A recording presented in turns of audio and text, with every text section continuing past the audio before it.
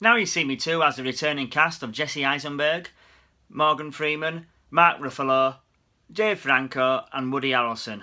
I enjoyed the first one, it was alright. I had fun watching it, it wasn't the greatest film, but I had fun watching it. It's a forgettable film.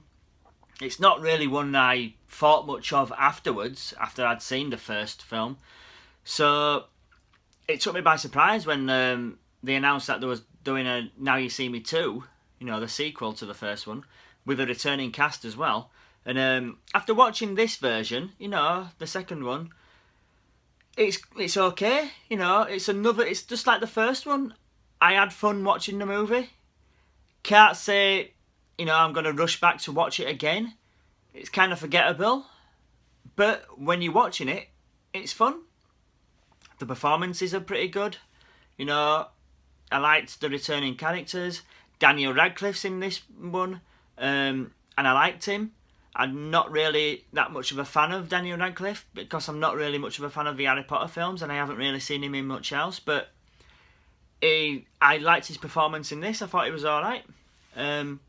Pretty much, the last film ended with the Four Horsemen going into hiding. Dave Franco's character faking his death. They found out that Mark Ruffalo was helping them and that he's a part of this magic organisation called the Eye. And this Now You See Me Too kicks off. It's like, I think it's a year later. And they're still in hiding.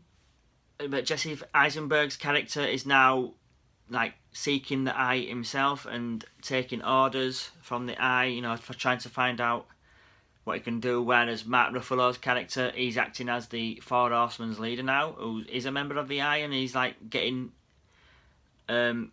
instructions from the Eye and then passing it on to the Four Horsemen, who now are three Horsemen, including Dave Franco and Woody Harrelson, because the female in the original movie, Isla Fisher, she's not in this version.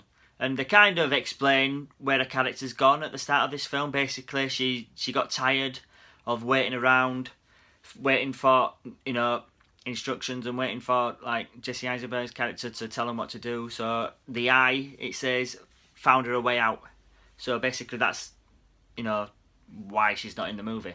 So her character, there's a female character in Now You See Me Too, and she's replaced by the actress Lizzie Kaplan. And she's okay in this, she's kind of funny. She's got like a chemistry between Dave Franco and that. She's okay.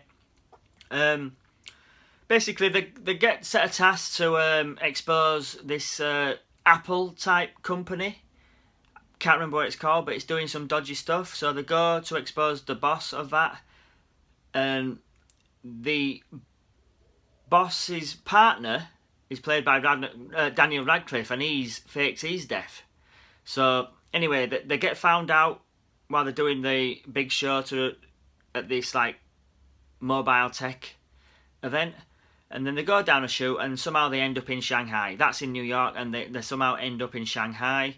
So a bulk of the film is set in Shanghai. That's where they meet Daniel Radcliffe's character, Morgan Freeman's character, who went to prison at the end of the first one. His character returns, and there's another character who also returns, but I'm not going to tell you who that is because it will spoil the plot, but I'm sure you probably can gather who that is. It might have even been shown in trailers, I can't actually remember. But so a lot of stuff happens in Shanghai. They have to do another mission where they have to retrieve some, I think a disc or something from a big computer mainframe. And then by the end of the film, they put on a big show to expose the bad guys on New Year's Eve in London. And they do a few magic shows in London, and then there's a big set piece, and then there's a big reveal.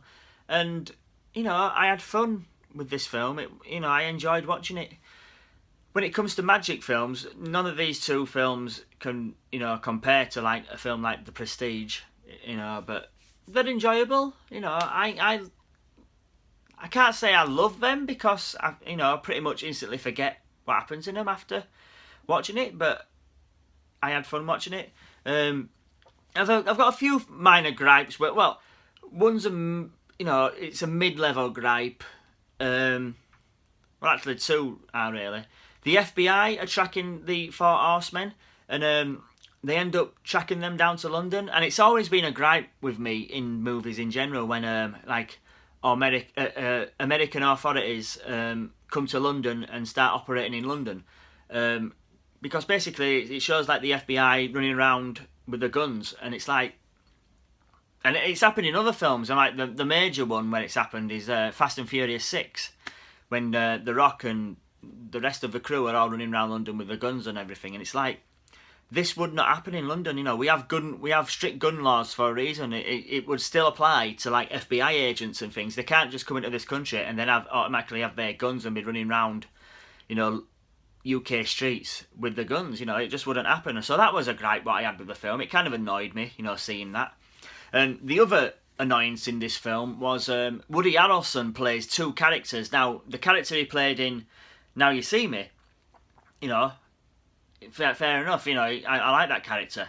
He's a good character. But in this version, you know, Now You See Me Too, he's got a twin brother, and he is so annoying. He's got an annoying voice.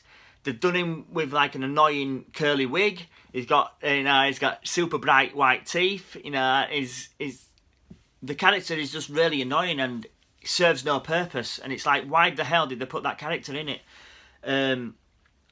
So yeah, that's an annoying thing about the movie as well.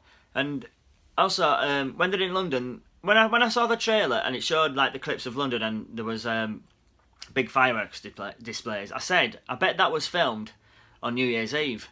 And you know, it was filmed on New Year's Eve because the actual scene is set on New Year's Eve, so that was quite funny.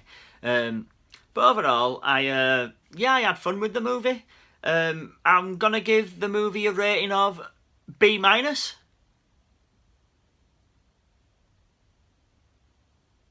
So guys, let me know what you think of Now You See Me Too. Have you seen it at the cinemas? What did you think? Have you seen the first one? Did you like any of them? Did you not like any of them? Did you have fun? What did you think of the returning characters or the characters that got replaced? Like and share my page. Share this video. Spread the word of the Heroic Dale channel. And remember guys, stay heroic!